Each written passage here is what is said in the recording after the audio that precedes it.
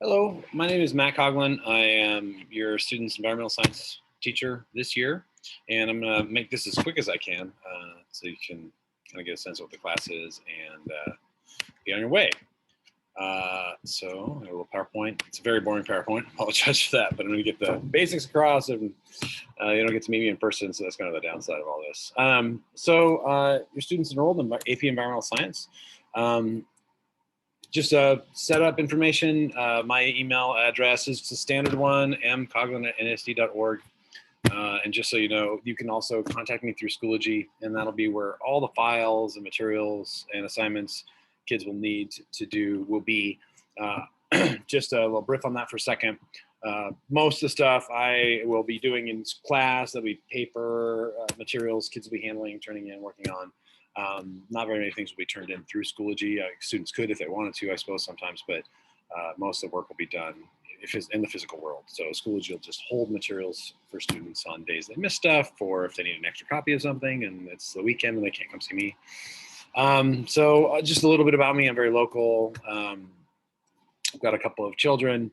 I'm one half of the coaching team for girls golf. That's my passion.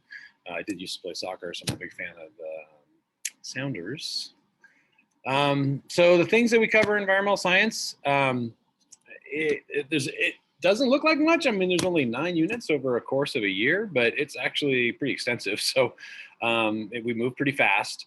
We do a couple of parts about the ecosystems and biodiversity. So sort of like, how life interacts on the earth. That's important, sort of important to know that in order to know how we impact that. So that's kind of like where we're going with that.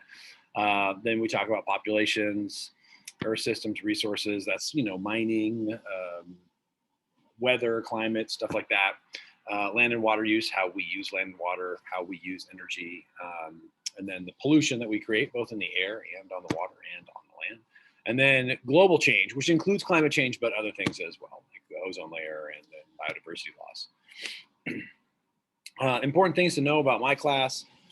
Grades are based on points. I don't have any categories. I mean, I do sort of have 2 categories. Usually I have things that I assess, which are things I grade for correctness, and things that students do, like keep their journals up to date. Those 2 points, I just mash them all together. I found that even though it's sort of straightforward to have 50% of your points on tests and 50% points on work, I think for students it's a little harder to kind of like intuitively get what a thing is, how valuable an assignment or item is. So I just make the point value more or less. And in my class, varies teacher to teacher. My class, a 30 or 40 point thing is kind of a big thing, and a 5 or 10 point thing is not a very big thing. Students will probably work in groups sometimes. I mean, I don't know how often. We'll figure out a way to keep them semi-socially distanced, but there's labs to do, and it's hard for kids to do a single lab by themselves. I do accept lay work, just like every teacher should be this year. I do reserve the right to penalize up to 10% of the total possible per day. So something that's worth 20 points could have 2 points knocked off. That's 10% after the first day, or the second day would be 20, and the final amount would be 6 points total if in that example a student turned in 3 days late. But I usually don't do that. Usually if a student has turned in something late, it's because they just need that little extra time. That's okay with me. The last day I can collect stuff is the last week before the end of the semester in order to get all the stuff from my 5 classes graded and in the gradebook in time for students. I do allow students to retake tests as many times as they need to, up to 100%. So if they don't like their score and they want to get a better score, they're free to do that. It's a different version of the test, but they still can show me that they learned what they were trying to learn.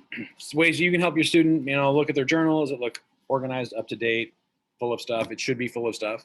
We do a lot of stuff in class. You can check their grades online. Use Parent View. You can, Schoology was not going to have very many things that I'm going to grade in Schoology right now. So you'll see a couple things maybe here and there, a little quiz, a little test or something like that. But Parent View is where you want to go to see where your students' grades are. And you should see things, it should give you the points and the percentages.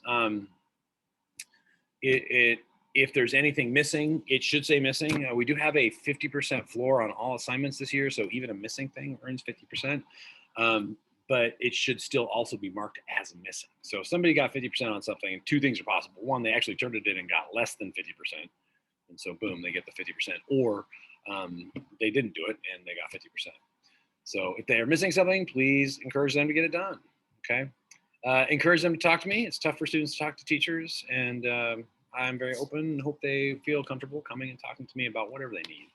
And then if they're missing stuff, encourage them to get that stuff done, and encourage them to retake tests finally. That'd be the last thing. Always, the work is probably better to get done first and then retake tests. It's not a requirement for my class that students register for the test, but the test is May 3rd, Tuesday, May 3rd. It's on the early end of the testing schedule, so we're going to go a little bit faster this year than we last year. It is planned for in-person, so students will come here in paper, pen and pencil test. Tests are 2 hours and 40 minutes. There's an 80-question multiple choice part of it. It takes about 90 minutes. And then 3 free response questions, which are 70 minutes, and those are like short answer. It's a better way of saying that. It's not like a long essay, but short answer. Score is 1 to 5, with 5 being the high score. College credit's often available, passing with a 3, and that's what IEP considers a 3 to pass. Excuse me. But it also depends on the college a little bit, and it depends on what kind of credit you'll get to. Some colleges offer different kinds of credit. So check with your college that you're interested in going to if you're interested in college credit. So in order to register for the AP test, you should register by November 15th of this year, and it's $96 per test. Right now, Mr. Rainwater is the person you'd email or contact. We are also looking for a permanent AP coordinator. And last time I checked yesterday, the school website was a year behind. It was like talking about last year's stuff. So I don't know why we haven't updated that quite yet. However, we do have until November 15th. So kids have a whole quarter to decide whether or not to take it. If you want to register after November 15th, the deadline passed, they do charge you 40 more bucks. And then you get until March 15th to do that. But after that, they won't let you register. So anyway, I mentioned the testing part. So be aware of that deadline coming up. Again, if you have any questions, please email me at this address or through Schoology. Thank you very much for your time. And again, I wish we had been in person. It's more fun. There we go. Stop that.